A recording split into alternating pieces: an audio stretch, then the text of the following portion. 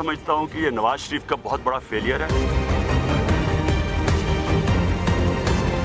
Opposition میں کچھ کہتے ہیں، بڑے بڑھ کے مارتے ہیں کہ ہم ڈرون نہیں ہونے دیں گے اور میں آؤں گا تو نہیں کروں گا. اب سٹیٹمنٹس خود ہی دیکھ لیں. السلام علیکم. دو تین بڑی اہم خبریں ہیں آج کے حوالے سے. ایک تو پاناما پیپرز کی تحقیقات کے حوالے سے جو کمیٹی بنائی گئی تھی اس کا آج پہلا اجلاس ہوا ہے کہ ضابطہ کار کیا ہوگا، نیا لا انیکٹ کرنا ہے یا جو اور کام کرنا ہے، قانون سازی کرنی ہے، کوئی فورم اور ڈیسائیڈ کرنا ہے. یہ کمیٹی بیٹھے گی اور ڈیسائیڈ کرے گی. ہوپ فلی بہت زیادہ ایشوز نہیں ان کے سامنے ہونے چاہیے، کیونکہ ایک بڑا ایشو جو حکومت ساتھ شامل کرنا چاہتی ہے پاناما پیپرز کے ساتھ وہ ہے لون رائٹ آف کا معاملہ. اور اس حوالے سے سپریم کورٹ بڑا ایک تفصیلی کام پہلے ہی کر چکی ہے، اور وہ ایک جسٹس افتخار چودھری نے سو موٹو نوٹس لیا تھا جس میں جسٹس جمشید علی کو یہ ذمہ داری سونپی گئی 1971 سے لے کر 2009 تک جن لوگوں نے قرضے معاف کروائے اس کی مکمل اور جامع رپورٹ جو ہے سپریم کورٹ کے پاس موجود ہے. یہ جب بھی حکومت چاہے اس کے اوپر ایگزیکٹو اس کے اوپر عمل کرتے ہوئے قرضے معاف کروانے والوں کے خلاف کارروائی کا آغاز کر سکتی ہے. تو پاناما پیپرز کی راہ میں اصولی طور پر کوئی رکاوٹ ہونی نہیں چاہیے. تحقیقات فوراً آگے بڑھنی چاہیے اور سزا کا عمل بھی یقیناً ہونا چاہیے. ڈرون حملہ پاکستان میں ہوا، اس کے اوپر آج وال اسٹریٹ جرنل نے ایک رپورٹ شائع کی ہے کہ امریکی انٹیلیجنس ایجنسی CIA نے ایران کے اندر سے ملا منصور کو ٹریک کرنا شروع کیا، اور پھر جیسے ہی وہ بارڈر کراس کر کے پاکستانی بلوچستان میں داخل ہوئے تو وہاں ڈرون پاکستانی علاقے میں آیا اور وہاں آ کر اس نے اس کو اٹیک کیا.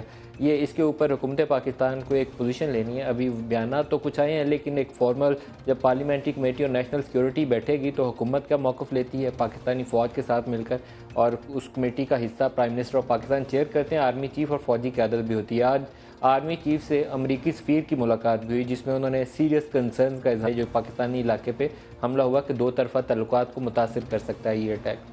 چودھری نثار ابھی سے تھوڑی دیر پہلے ایک اجلاس کی سربراہی کر رہے تھے اور وہ اجلاس تھا کہ پاکستان کے جو نادرا کے ID کارڈز ہیں وہ کیسے ایشو کیے جاتے ہیں اور پاسپورٹس، اور اس کے حوالے سے سیریس کنسرنز ہیں. آج سے کافی عرصہ پہلے ایک رپورٹ تھی، ایک لیٹر تھا، ہمارے ایک رپورٹرز لے کر آئے اور وہ پاکستان کی ایک انٹیلیجنس ایجنسی کے سربراہ نے لکھا تھا اور وزارت داخلہ کو بھیجا گیا تھا کہ نادرا سے کچھ غیر ملکیوں کو جس میں دہشت گرد ٹیررسٹ بھی شامل ہیں ان کو پاکستانی نادرا کے جو CNICs ہیں کمپیوٹرائز نیشنل آئیڈینٹی کارڈز وہ جاری ہو گئے. نادرا نے اس کے بعد کچھ تحقیقات کی اور یہ دعویٰ کیا کہ وہ سارا کچھ جن لوگوں کو جاری ہوئے تھے کینسل کر دیا گیا. لیکن اب ملا منصور والے واقعے کے بعد یہ چیز ثابت ہو رہی ہے کہ وہ سارا کچھ ختم نہیں ہوا، وہ قائم تھا، کسی اوروں کے ہاتھ میں بھی ہوگا.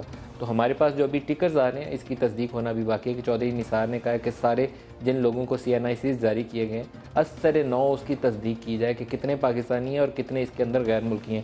پاکستان کی ایک ہسٹری ہے کہ ایک طویل عرصے سے جہاد افغانستان کے دنوں سے 3-4 ملین افغان ریفیوجیز پاکستانی سرزمین پر موجود ہیں اور رشوت ستانی کے ذریعے اور ضابطہ کار کی خلاف ورزی کرتے ہوئے بہت سے لوگوں نے پاکستانی آئیڈینٹی کارڈز حاصل کر لیے ہوئے ہیں اور پاکستانی شناختی پیپرز کے اوپر یہ دنیا میں ٹریول کرتے ہیں.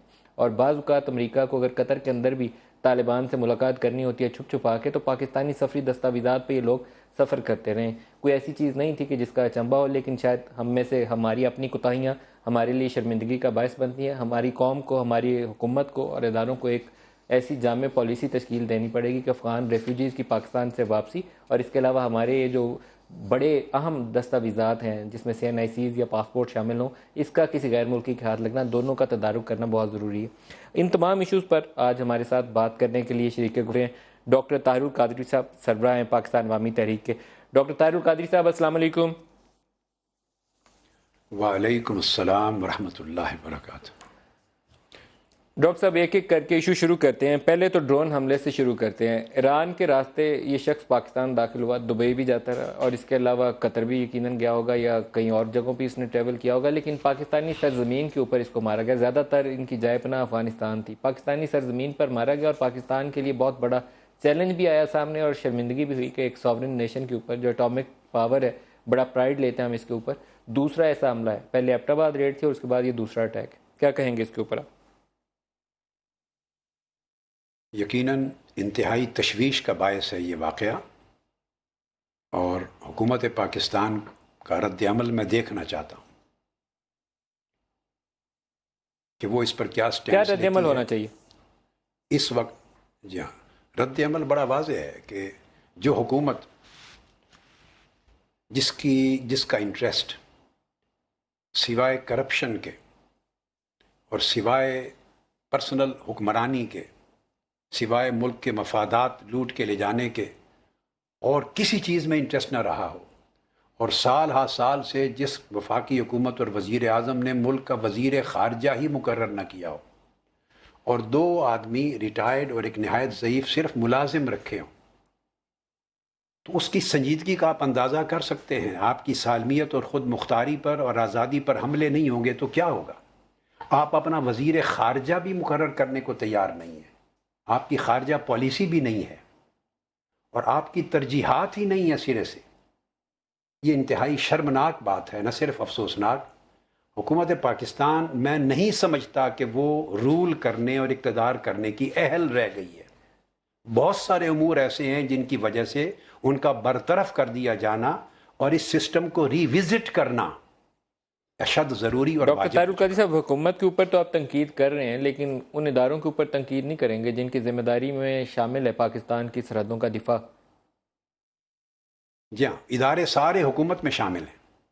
جب میں حکومت پاکستان کی بات کرتا ہوں تمام ادارے اس میں شامل ہو جاتے ہیں، لیکن بیسک ذمہ داری جب شور مچتا ہے، وہ کہتے ہیں ہم منتخب نمائندے ہیں، ہماری پارلیمنٹ ہے، تو ہم پالیسی ساز ادارے ہیں، تو ذمہ داری بنیادی طور پہ ان کے کندھوں پر جاتی ہے، اور انہیں اسے ایکسیپٹ کرنا چاہیے کہ وہ خارجہ پالیسی مرتب کرنے کو تیار نہیں، وہ ملک کے سیکیورٹی پلان کی انفورسمنٹ پہ انٹرسٹڈ ہی نہیں ہیں، ایکشن پلان بنا کے دہشت گردی کے خاتمہ ان کی ترجیحات میں ہی نہیں ہے۔ لیکن آپ کو یہ نہیں لگتا ڈاکٹر طاہر القادری صاحب، جب ایبٹ آباد ریڈ ہوئی تھی تو اس کے بعد اگر آپ نے کچھ لوگوں کو جن کی بھی ذمہ داری بنتی تھی ان کو سزا دے دیتے، کسی کو دے دیتے سزا جو بھی رسپانسبل بنتا تھا، تو ہیڈز مسٹ رول۔ یہ تو نہیں ہو سکتا کہ آپ چپ کر کے آنکھیں مون لیں کہ امریکہ بہت تگڑا تھا، آیا حملہ کر کے چلا گیا، ہم سوئے رہ گئے، ہمارا پتہ ہی نہیں چلا کسی کو۔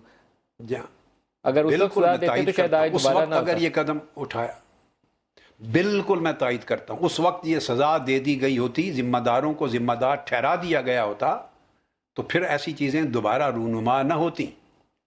اس لیے میں ہمیشہ کہتا ہوں کہ موجودہ حکمرانوں نے پاکستان کو ٹیررزم امپورٹ کرنے کا بھی مرکز بنا رکھا ہے اور ایکسپورٹ کرنے کا بھی مرکز بنا رکھا ہے، اور لوگ ٹیررسٹ حلقے اور تنظیمیں اور گروہ سمجھتے ہیں کہ یہ ان کے لیے سیف ہیون ہے۔ یہ فیلئر ہے مکمل طور پہ حکومت پاکستان کا۔ ڈاکٹر قادری صاحب، لیکن امریکہ کی تھوڑی سی پالیسی جو پاکستان کے ساتھ انہوں نے روا رکھی ہوئی ہیں، تھوڑا سا اس پہ بھی اگر میں آپ سے چاہوں کامنٹ کریں۔ جنرل ضیاء الحق کے زمانے میں یہ انتہا پسند تنظیمیں پاکستانی سرزمین پر پنپنے کا انہیں موقع ملا، اور جہاد افغانستان میں ہم فرنٹ لائن لائے تھے۔ 9/11 کے بعد جنرل پرویز مشرف نے دوبارہ امریکہ کے ساتھ اپنی پالیسیز ان لائن کی، اور ہم میجر نان نیٹو الائی بنے، ہم ان کے اتحادی رہے۔ ہم نے اب وہ خالد شیخ محمد، رمزی بن الشیب اور پتہ نہیں کتنے 500-600 بندہ پکڑ کے امریکہ کے حوالے کیا، لیکن جب انہیں موقع ملتا ہے 15-16 سال کے بعد اپنے فورن پالیسی آبجیکٹیوز اچیو کر لیے، تو ہمیں وہ شرمندہ کرنے اور کمزور کرنے کا کوئی موقع جانے نہیں دیتے۔ اس پہ آپ کو دکھ نہیں ہوتا؟ انتہائی کربناک صورتحال ہے۔ پاکستان اس طرح لگتا ہے چونکہ کچھ کمیونیکیشن جو ٹائم فیکٹر کا گیپ ہے، آپ کی آواز ختم ہو جاتی ہے مگر آپ کے لب ہلتے ہوئے نظر آتے رہتے ہیں۔ اسی طرح میری پوزیشن بھی ہوگی، تو اس میں کچھ باہمی کمیونیکیشن میں تساہل ہو جائے تو میں معذرت خواہ ہوں۔ تو جو بات میں نے سن لی آپ کی، میں آپ سے اتفاق کرتا ہوں۔ پاکستان کی تاریخ کا جائزہ لیں تو قدیم زمانے سے پاکستان ایسے لگتا ہے کہ یہ اپنی خارجہ پالیسی میں آزاد مملکت ہی نہیں ہے، یہ ہمیشہ دوسروں کے ہاتھوں میں کھلونا بنا رہا ہے اور بالکل ہوا کے رخ پہ چلتا ہے۔ اس کے ہاں نہ تھنک ٹینکس ہیں، حکمرانوں کی ترجیحات میں یہ بات نہیں رہی ہے، نہ اس کے تھنک ٹینکس ہیں جہاں خارجہ پالیسیز کے ایشوز ڈسکس ہوں، نہ ریجنل پالیسی۔ آپ دیکھیں پاکستان کے سارے ہمسائے اس وقت پاکستان کے دشمن ہیں۔ یہ تحفہ دیا ہے ان حکمرانوں کی نااہلیت اور ان کی نالائکی میں۔ ایک وقت تھا ایران پاکستان کے ساتھ شانہ بشانہ کھڑا ہوتا تھا، اس کے فوجی اڈے بھی ہمارے دفاع کے لیے حاضر ہوتے تھے۔ چائنا شانہ بشانہ تھا، اب چائنا کی دوستی بحال ہوئی ہے تو وہ کریڈٹ افواج پاکستان کو جاتا ہے راہداری اور گوادر کے میٹر کے سلسلے میں۔ افغانستان آپ کے ساتھ نہیں ہے۔ انڈیا ریاست در ریاست آپس میں دشمن ہیں، حکمران دونوں کے آپس میں دوست ہیں۔ آپ گرے ہوئے ہیں، ٹوٹلی آئسولیشن میں ہیں، اور بیرونی بڑی طاقتوں میں کوئی طاقت آپ کے ساتھ نہیں ہے، آپ سے کام لیتی ہیں اور ٹیشو پیپر کی طرح آپ کو پھینک دیتے ہیں۔ یہ ہمیشہ سے چلا آ رہا ہے اور آج تو اس کی انتہا ہو گئی ہے کہ جو ملک دیکھتے ہوں گے کہ یہ کتنے سنجیدہ ہیں خارجہ پالیسی میں، یہ نیشنل سپریم انٹرسٹ میں کتنے سنجیدہ ہیں، یہ ریجنل انٹرسٹ میں کتنے سنجیدہ ہیں، یہ امپورٹنٹ سگنیفیکنٹ رول پلے کرنے والے ہیں، وزیر خارجہ تک رکھنے کو تیار نہیں۔ وزیر خارجہ 3 سال کسی کو مقرر ہی نہیں کیا، وزارت خارجہ انہوں نے اپنے ہاتھ میں رکھنے کو ترجیح دی، اور اس وقت ہم جس سچویشن سے گزر رہے ہیں اس میں یہ کمزوری واضح طور پر سامنے نظر آ رہی ہے کہ پاکستان کے پاس کوئی فورن منسٹر ہے ہی نہیں ہے۔ لیکن ڈاکٹر صاحب یہ جو ایشوز ہیں جن کو ہم ڈسکس کر رہے ہیں، یہ ریجنل سیکورٹی اور فورن پالیسی ساتھ جڑی ہوئی ہے، اور ہماری ہسٹری امریکہ کے ساتھ کچھ ایسی ہے کہ ہمیشہ ہمارے تعلقات تبھی اچھے ہوتے ہیں جب انہوں نے اس ریجن میں اپنا کوئی فورن پالیسی گول اچیو کرنا ہوتا ہے، جب وہ کر لیتے ہیں پھر سینکشن شروع ہو جاتی ہیں۔ سوویت وڈرال کے بعد بھی ایسے ہی ہوا تھا، ابھی بھی دوبارہ وہی فیز سٹارٹ ہوا ہے۔ تو ہمیں عقل نہیں آتی کہ ہم اپنی قوم کو پہلے ساگ کا ایندھن بننے دیتے ہیں، جہاد افغانستان ہو یا 9/11 کے بعد کی سچویشن ہو، سیٹو سینٹو کے زمانے میں بھی دیکھ لیں، یوٹیوب بھی یہیں سے اٹھتے تھے۔ 60-70 سال ایک قوم کو سمجھنے کے لیے، عقل آنے کے لیے کافی ہونے چاہیے، ہمیں کب عقل آئے گی؟ جی ہاں، آپ کی بات درست ہے، میں اس سے بھی اتفاق کرتا ہوں، عقل نہیں آتی۔ عقل اس لیے نہیں آتی کہ جس سسٹم کو اس ملک میں بائی ہک اینڈ کروک، کرپشن کے ذریعے، مال و دولت کے ذریعے، دھونس اور دھاندلی کے ذریعے، مکا کے ذریعے جس سسٹم کو انفورس کیا گیا ہے پاکستان میں، اس سسٹم میں عقل مند لوگ اقتدار پہ آ نہیں سکتے، عقل مندوں کو سائیڈ لائن کر دیا گیا۔ عقل مند لوگ ہوں گے تو ان کا کردار بھی اچھا ہوگا، ان کے اندر کچھ غیرت بھی ہوگی، ان کا کچھ نظریہ بھی ہوگا، ان کی آئیڈیالوجی ہوگی، ملک کی ترجیحات ہوں گی، ملک کے ساتھ وفاداری ہوگی، سرٹن سٹیجز پر وہ کسی طاقتور کو نو بھی کہنے کی پوزیشن میں ہوں گے۔ عقل مند آدمی، جرت مند آدمی، کردار والا آدمی اگر اقتدار میں ہو تو اس کی کچھ لمٹس ہوں گی، کچھ بارڈرز اور باؤنڈریز ہوں گی۔ جب آپ ساری چیزوں کو بالکل کریش کر دیتے ہیں، عقل اور علم کو بھی اٹھا کے پھینک دیں، اس کی اقتدار میں کوئی جگہ نہیں۔ کردار، پرہیزگاری، امانت اور دیانت کو بھی اٹھا کے پھینک دیں، اس کی اقتدار کے پروسیس میں، اس سسٹم میں کوئی گنجائش نہیں۔ شفافیت کو، قابلیت کو، استعداد کو بھی اٹھا کے پھینک دیں، ملک کی وفاداری کو بھی پھینک دیں، آئیڈیالوجی کی پھینک دیں، اس ملک کی سرزمین کے بچاؤ کے لیے جو ترجیحات ہیں اس کو بھی اٹھا کے پھینک دیں، گنجائش ہی نہ ہو اس سسٹم میں، اور گنجائش ہو صرف ان لوگوں کی جو کرپٹ ہیں، جو قبضہ مافیا ہیں، جو رول آف لا کو نہیں مانتے، جو بالکل لوٹ مار کرنا چاہتے ہیں، کاروبار کرنا چاہتے ہیں، نالائق ہیں، کم تعلیم یافتہ ہیں، اس ملک سے ان سے وفاداری کوئی نہیں ہے، نہ ملک کے مستقبل سے، ان کی وفاداری صرف لوٹنا، مال دولت کمانا، بیرون ملک لے جانا، ورلڈ امپائر بنانا، صرف لوٹ مار ہے۔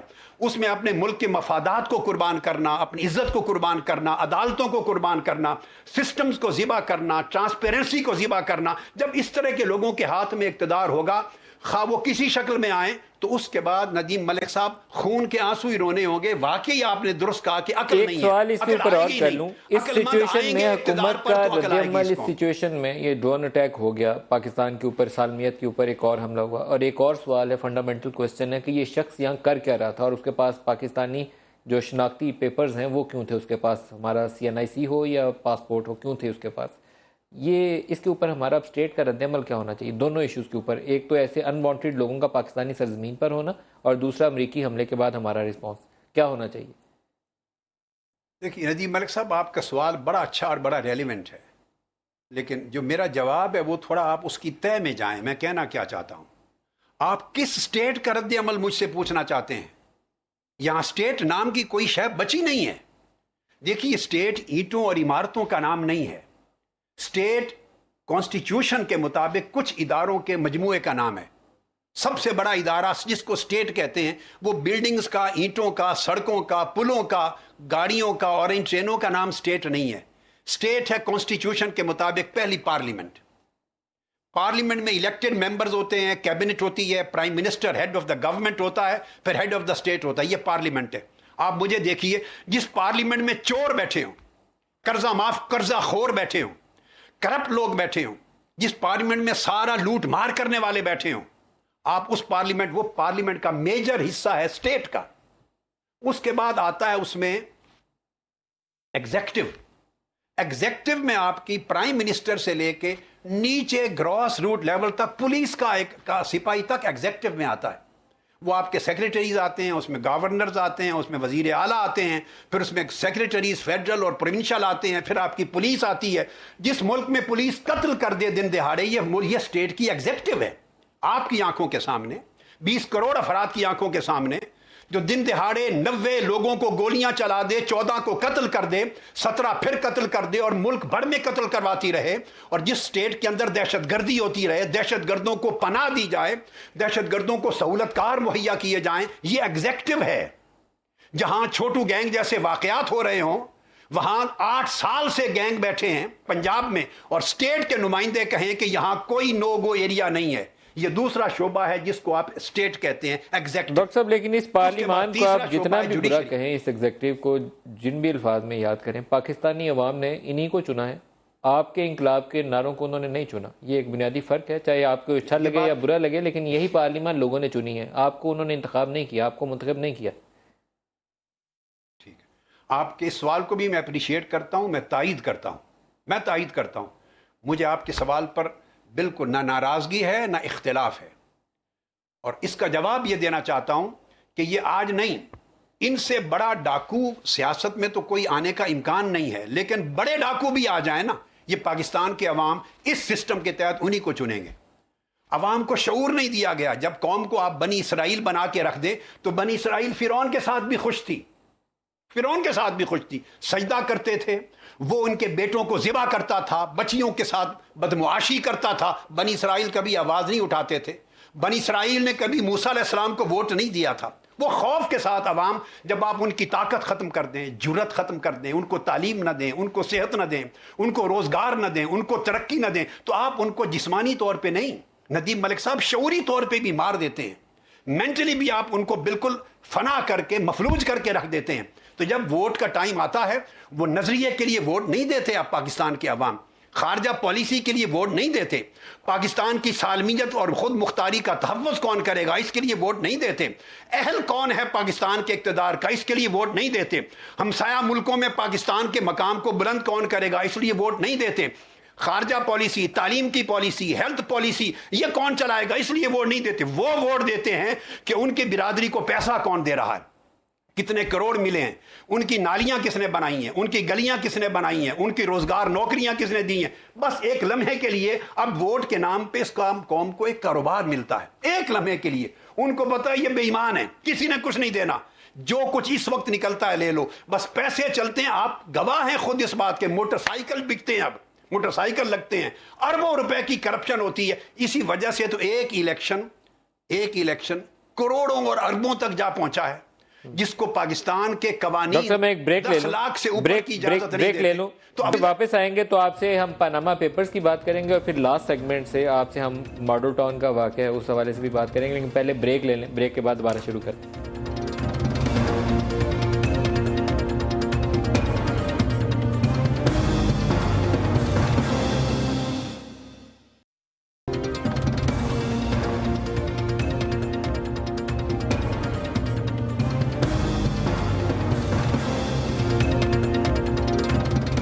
پروگرام میں دوبارہ خوش آمدید کہتے ہیں۔ ڈاکٹر طاہر القادری صاحب ہمارے ساتھ ہیں، اور ہم نے پہلے بات کی ڈرون حملوں کے اوپر، اب پاناما پیپرز کی طرف آتے ہیں۔ پاناما پیپرز پہ ڈاکٹر طاہر القادری صاحب کیا طریقہ کار ہونا چاہیے؟ آج پارلیمنٹری کمیٹی بیٹھ گئی، کتنا ٹائم لگنا چاہیے اور کون سا قانونی راستہ اختیار کرنا چاہیے، کیونکہ سپریم کورٹ پہلے والے خط کو حکومت کو ریجیکٹ کر چکی ہے؟ ندیم ملک صاحب، آپ نے پاناما پیپرز کے معاملے کا آغاز موجودہ ٹی او آر کمیٹی سے کیا۔ کون سی ٹی او آر کمیٹی؟ یہ کمیٹی پاناما میٹرز کو ٹیئر کرنے کے لیے ہے۔ دیر از نو T O Rs coming out of this committee. یہ کاروائی ہے، یہ سپریم کورٹ کے لیٹر کا مذاق اڑانے کے لیے یہ کمیٹی بنائی گئی ہے۔ اگر آپ اجازت دیں، اصل ٹی او آرز لندن میں تیار ہو رہے ہیں۔ یہ لندن والی کیا کہانی ہے ڈاکٹر صاحب؟ کیونکہ اس میں آپ کے اتحادی عمران خان بھی ہیں، آپ نے لندن کی کیوں بات کی؟ نہیں، اس وقت جو ٹی او آرز تیار ہو رہے ہیں اس میں تو 3 افراد ہیں، 3 سربراہان ہیں، وزیر اعظم صاحب ہیں، زرداری صاحب ہیں، مولانا فضل الرحمان صاحب ہیں۔ ٹی او آر وہاں تیار ہو رہے ہیں۔ کیا لندن میں ان کی ملاقات ہوئی ہے ڈاکٹر طاہر القادری صاحب؟ یہ بھی انٹرسٹنگ سوال ہے، اس کا جواب بھی آپ سن لیجئے، اللہ کرے ہضم ہو جائے سب کو۔ وہاں ندیم ملک صاحب ملاقات کا ہونا یا نہ ہونا یہ ایک انوکھی بات لگے گی، مگر ایمانداری کی بات ہے یہ حقیقت۔ ملاقات دونوں کا ہونا یا نہ ہونا irrelevant ہے، اس سے کوئی فرق نہیں پڑتا۔ آپ کو اگر پہلے زمانے کا کلچر یاد ہو تو پہلے زمانے میں دائیاں ہوتی تھیں۔ جب رشتہ ہوتا تھا دو کے درمیان تو فریق ڈائریکٹلی نہیں ملتے تھے، دائی ملتی تھی دونوں طرف جا کر۔ دائی کو ہائر کر لیا جاتا تھا، وہ تجربہ کار ہوتی تھی، بڑی ماہر دائیاں ہوتی تھیں، وہ ادھر بھی ملتی تھیں ادھر بھی ملتی تھیں اور تمام شرائط طے کر کے سیٹل کرا دیتی تھی سارا اگر آپ معاملہ۔ مولانا فضل الرحمان جب کو settle آپ ہو دائی سے جاتا تشبیہ تھا، دیں یہ آن ایئر اچھا نہیں لگے گا؟ میں تو نام نہیں لیا، میں نے یعنی یہ میں دائی کہتے ہوئے کسی کا نام نہیں لیا۔ میں نے آپ سے کہا کہ پہلے زمانے میں جب شادیاں ہوتی تھیں تو رشتے طے کرنے کے لیے ایک دائی ہوتی تھی درمیان میں سیٹل کرنے کے لیے۔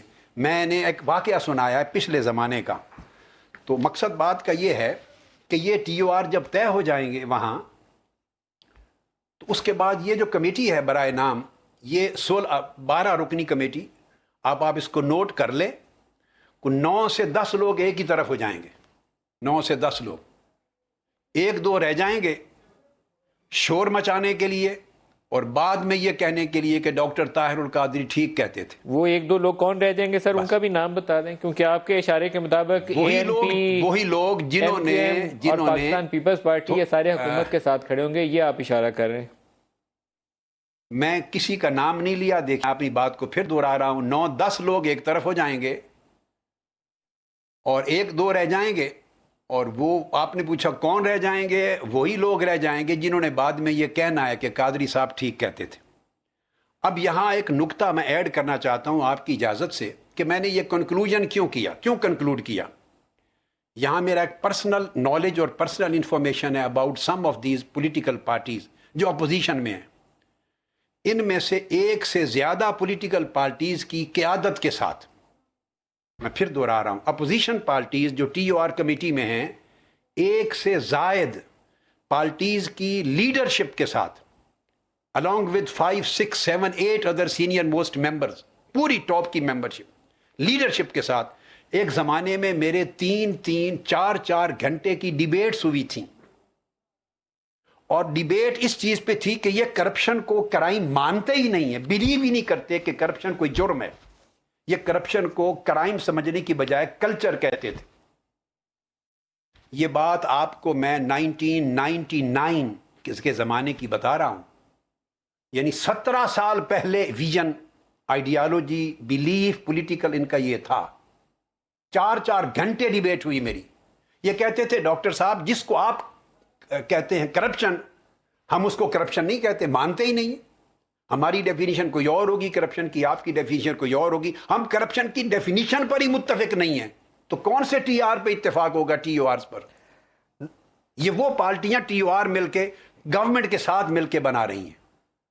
میں نے آپ کو ذاتی نام میں نے نہیں لیا، ایک حد ہوتی ہے پردہ رکھنے کا، میں نے اتنی بات کہہ دی کہ میری پرسنل ڈیبیٹس ہوئی تھیں ان کے ڈاکٹر صاحب، لیکن جس زمانے میں میاں نواز شریف صاحب اور شہباز شریف صاحب آپ کے پاس آ کے بیٹھتے تھے اور آپ کی بڑی وہ عزت کرتے تھے، بڑا مقدم آپ کو درجہ دیتے تھے وہ آپ کو، اس وقت تو وہ ٹھیک تھے، اب آپ سے مخالفت چل رہی ہے تو ساری برائیاں آپ کو ان میں نظر آ رہی ہیں، تو یہ تو نہیں ہونا چاہیے۔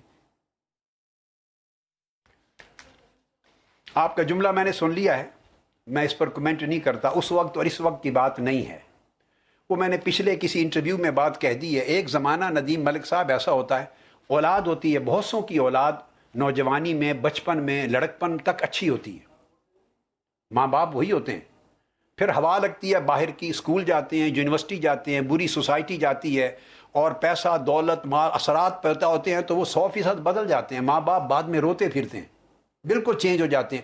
یہ ایک نیچرل فینومینا ہے، اس سے زیادہ میں کمنٹ نہیں کرتا۔ آپ نے ان کو ناخلف اولاد سے تشبیہ دے دی ہے ڈاکٹر صاحب۔ نہیں، میں نے تشبیہ اس کے علاوہ نہیں دی، میں نے صرف ایک جنرل مثال دی ہے، چونکہ آپ نے ایک بات کر دی تو میں نے اس کو ایکسپلین کر دیا کہ یہ کامن فینومینا ہے، کوئی انوکھی بات نہیں ہے۔ لیکن جس طریقے سے آپ اس قوم کو درست کرنے کی باتیں کر رہے ہیں، آپ کا 2 دفعہ آپ انقلاب کے نعرے لگا کر آئے، اسلام آباد کو آپ نے بلاک کیا، اس کے بعد آپ کینیڈا چلے جاتے ہیں، تو آپ کے بتائیے یہ لوگوں کا آپ کے اوپر اعتماد کیوں ہو؟ لوگ آپ کی باتوں کو کیوں یقین سے یا شوق سے یا دل سے سنیں کہ آپ جو کہہ رہے ہیں اس کے اوپر کچھ عمل خود بھی کریں گے یا نہیں کریں گے؟ یہ میں آپ کے سوال کی طرف اجازت دیں تو تھوڑی دیر بعد میں آ جاتا ہوں، لیکن یہ پچھلے کویسچن سے ریلیٹڈ ایک امپورٹنٹ پوائنٹ ہے جو میں چاہتا ہوں ایڈ کر لوں. یہ ٹی او آر کی جو آپ نے پارلیمنٹری کمیٹی بنائی، میں نے ایک لفظ بولا تھا کہ یہ حقیقت میں سپریم کورٹ کے لیٹر کا مذاق اڑایا جا رہا ہے. میں اس بات کو کمپلیٹ کرنا چاہتا ہوں. اگر لیٹر آپ کے سامنے ہو تو ذرا ملاحظہ فرمائیں. سپریم کورٹ کا لیٹر جو انہوں نے بھیجا ہے گورنمنٹ کو واپس، اس میں انہوں نے لکھا ہے بیسک چیز، کئی چیزیں ہیں مگر ٹائم شارٹ ہونے کی وجہ سے میں صرف ایک پوائنٹ مینشن کر دیتا ہوں. سپریم کورٹ نے لکھا ہے کہ it is necessary to have the list of all individuals, families, groups, companies with the total number along with some relevant particulars. اس انکوائری کو آگے پہنچانے کے لیے ہمیں لوگوں کے نام بتائیں، فیملیز کے نام بتائیں، گروپ بتائیں، ٹوٹل نمبر بتائیں، اور جن جن پراپرٹیز کے اگینسٹ ہم نے کرنا ہے بتائیں. میرا آپ سے سوال ہے، یہ ٹی او آر کمیٹی اس کو سپریم کورٹ کو اس لیٹر کے جواب میں یہ نام بتائے گی؟ یہ کہیں گے کہ شریف خاندان کو کریں، فلاں خاندان کو، فلاں کو، فلاں کو، فلاں کو؟ سپریم کورٹ نے اسپیسیفک چیزیں 3-4 لکھی ہیں ان سے. ان چیزوں کا کوئی جواب اس ٹی او آر کمیٹی نے نہیں دینا.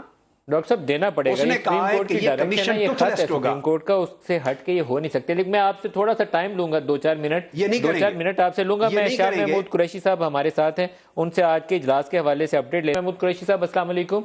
یہ فرمائیے گا کہ آج ضابطۂ کار کیا طے ہوا؟ کچھ روشنی ڈالیں گے اس کے اوپر آپ؟ دیکھیے، آج تو بیسک چیز طے کی کہ کمیٹی نے کام کیسے کرنا ہے اور اس کا کوئی سربراہ بھی ہوگا کہ نہیں، اور طے ہوا کہ نہیں ہوگا. ایک سرکار ہے اور ایک اپوزیشن ہے. اپوزیشن اپنا نقطہ نظر پیش کرے گی اور سرکار اپنا نقطہ نظر پیش کرے گی. اور یہ طے ہوا کہ آغاز کہاں سے ہونا ہے. تو ہمارا موقف یہ تھا کہ حکومتی ٹی او آرز پر تو سپریم کورٹ نے ایک اعتراض لگایا ہے، اور جو حکومت کی تجویز تھی کہ 56 کے ایکٹ کے تحت کمیشن بنے، وہ اس پر انہوں نے مناسب نہیں سمجھا، ناکافی سمجھا اس کو. تو ہمارے جو ٹی او آرز ہیں وہ ہم سمجھتے ہیں، ہماری رائے میں سپریم کورٹ کی سوچ کے قریب ہے. ہم نے نئے قانون کی بات کی ہے، ہم نے بات کی ہے ٹی او آر اس قسم کے جو زیادہ کمپریہنسو. آپ کی تجاویز سے تو شاہ صاحب ہم واقف ہیں. آج حکومت نے بھی اپنی تجاویز کمیٹی کے سامنے رکھی، وہ کیا تھی؟ حکومت نے تو وہی رکھی جو انہوں نے سپریم کورٹ کو بھیجی تھی. تو ہم نے ان کو کہا کہ ان پر تو اعتراض لگ کے آیا تھا، اور ہمیں وہ خط بھی دیجیے جو خط سپریم کورٹ نے لکھا ہے. تو وہ خط اور ان کے ٹی او آرز کی کاپی ہمیں موصول ہو گئی ہے. ہم نے اپنے ٹی او آرز ان کو دے دیے، اور ہم نے کہا ہے کہ اس کو بطور ایک ورکنگ پیپر آپ لے لیجیے، اور آپ کو جہاں جہاں اعتراض ہے ان پر اعتراض لگا کر ہم سے بیٹھ کے بات کر لیجیے، یا ہم آپ کو قائل کریں گے یا ہم آپ سے قائل ہو جائیں گے، تاکہ ایک متفقہ ٹی او آر بن جائے اور ایک امپاورڈ جوڈیشل کمیشن اپنا کام آگے بڑھا سکے. تو دیکھیے حکومت کل کتنے دنوں میں فائنلائز کر لیں گے جی یہ ضابطہ کار؟ ملک صاحب، ہم سمجھتے ہیں کہ 15 دن، اگر نیتوں میں فقدان نہیں ہے تو 15 دن کا وقت خاصا معقول ہے. بہت شکریہ شاہ محمود قریشی صاحب. ایک بریک سے واپسی پہ دوبارہ ہم ڈاکٹر طاہر القادری صاحب کے پاس چلیں گے اور ان سے اس پہ بھی رائے لیں گے، اور ماڈل ٹاؤن میں جو کچھ ہوا کیا اس کے ذمہ داروں کو سزا ملے گی، اس پہ بھی ان سے بات کریں گے. ہمارے ساتھ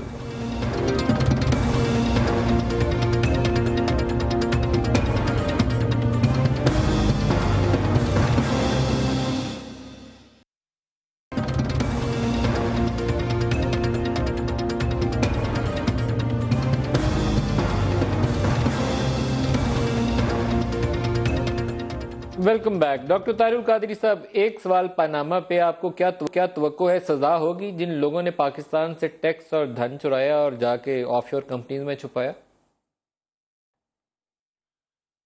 ندیم ملک صاحب، اس کمیٹی کے ذریعے جو پروسیس چل رہا ہے اس کے ذریعے کچھ نہیں ہوگا. میں نے عرض کیا، لیکن ان کی گرفت ہوگی انشاءاللہ. میں نے عرض کیا کہ حکومت کو صرف 2-3 مہینے کی مدت بائی کرنی ہے. وہ اس پارلیمانی کمیٹی اور ٹی او آر کمیٹی کے ذریعے انہوں نے 2-3 مہینے کا وقت گزارنا ہے. اس کے علاوہ کوئی مقصد ان کا نہیں. ڈاکٹر صاحب، آپ بھی اسی اسکول آف تھاٹ سے بلانگ کرتے ہیں جن کا خیال ہے کہ جنرل راحیل شریف کی ریٹائرمنٹ کے بعد یہ سارا کچھ بدل جانا ہے؟ میں ایسے مکاتب فکر سے تعلق نہیں رکھتا، میں اس پر کمنٹ نہیں کروں گا، لیکن میری جو انالیسز ہے وہ یہ ہے کہ حکومت نواز شریف صاحب اور یہ سارے 2-3 مہینے کا وقت اور چاہتے ہیں گزارنا، یہ گزر جائے. اور یہ ابھی टर्म्स के ऊपर चलता रहेगा मामला जो आपने सुन लिया। फिर स्पेशल लॉ की तरफ आएंगे, एक्ट 1956 को छोड़ के लॉ बनाना है।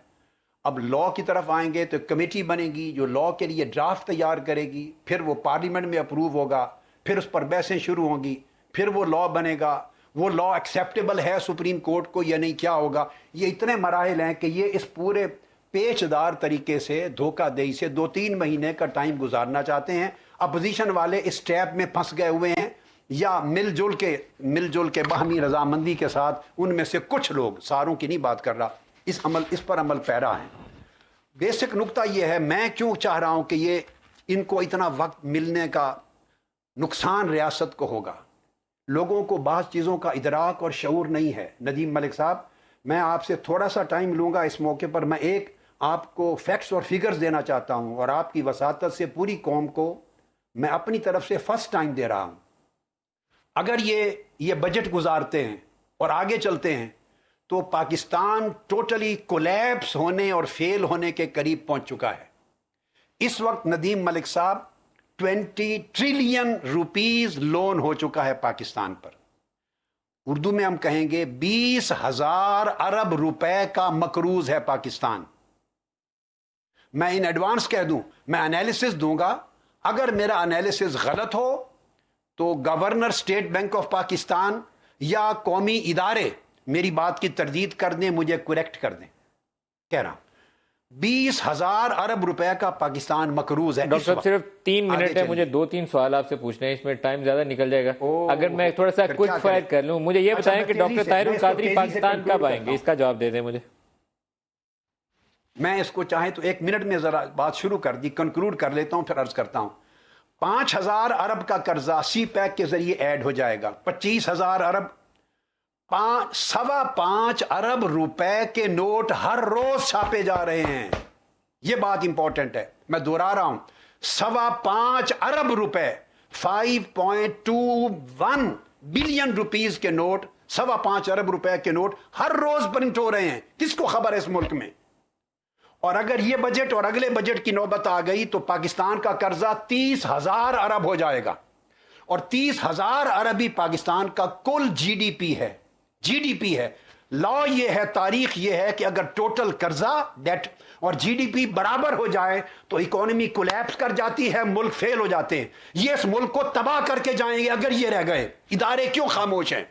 अगर मेरा एनालिसिस गलत है तो कौमी इदारे, जिम्मेदार इदारे मुझे करेक्ट कर दें, तरदीद। डॉक्टर साहब अगले जवाब पे आ जाएं, आप कब तशरीफ लाएंगे पाकिस्तान? खामोश क्यों है। पाकिस्तान इंशाअल्लाह ताला मैं आ रहा हूं। किस तारीख को? और हम अपना फरीजा अदा करेंगे, जल्द आएंगे, इसलिए कि एक जंग है। हमने 17 जून के शुहदा का बदला लेना। 17 जून को आप पाकिस्तान में होंगे या नहीं होंगे? कातिलों को इंशाअल्लाह मैं उम्मीद करता हूं, अल्लाह को मंजूर हुआ तो इंशाअल्लाह ताला 17 जून को पाकिस्तान में होंगे। आप ये फरमाइएगा, अभी स्पीयर हेड रिसर्च ने एक रिपोर्ट लिखी तो उन्होंने लिखा कि आर्मी के रडार के ऊपर जो बहुत से इश्यूज हैं उसमें ये मॉडल टाउन मैसेकर का इशू भी शामिल है। ये spear head research general Jahangir करामत का इदारा लिख रहा है। तो आपको लगता है कि फौज वाले इसमें इंटरेस्ट लेके कोई तस्वीर करवाएंगे, हल होगा, जिम्मेदारों को सजा देंगे?